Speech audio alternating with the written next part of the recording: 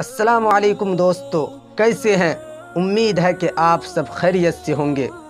آج ہم آپ کو اسلامی قصہ سناتے ہیں اور اس سے کچھ نصیحت حاصل کرتے ہیں۔ اس قصے میں ہم دو چیزوں کے بارے میں جانیں گے اور اس سے نصیحت حاصل کریں گے اور ان دو چیزوں سے بچیں گے، اور اس سے اگر باز آ جائیں گے تو انشاءاللہ ہماری دنیا اور آخرت دونوں سنور جائے گی۔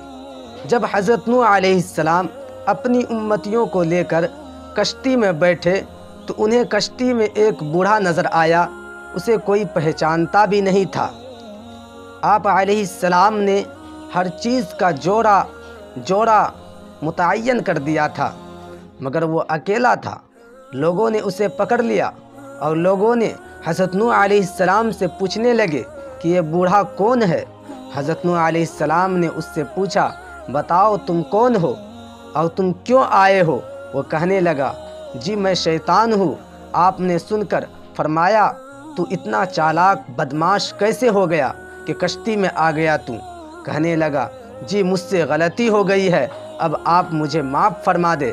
آپ علیہ السلام نے فرمایا، تمہیں ہم ایسے ہی نہیں چھوڑیں گے، تو ہمیں اپنا گر بتاتے جانا جس سے تو لوگوں کو سب سے زیادہ نقصان پہنچاتا ہے۔ کہنے لگا، جی میں سچ سچ بتاؤں گا، البتہ آپ وعدہ کریں کہ آپ مجھے چھوڑ دیں گے۔ آپ علیہ السلام نے فرمایا، ٹھیک ہے ہم تمہیں چھوڑ دیں گے۔ وہ کہنے لگا، میں دو باتوں سے انسان کو زیادہ نقصان پہنچاتا ہوں، نمبر 1 حسد سے، نمبر 2 حرص یعنی لالچ سے۔ وہ پھر کہنے لگا کہ حسد ایک ایسی چیز ہے کہ میں خود اس کی وجہ سے برباد ہوا، اور حرص یعنی لالچ وہ چیز ہے جس کی وجہ سے آدم علیہ السلام کو جنت سے زمین پر اتارا گیا۔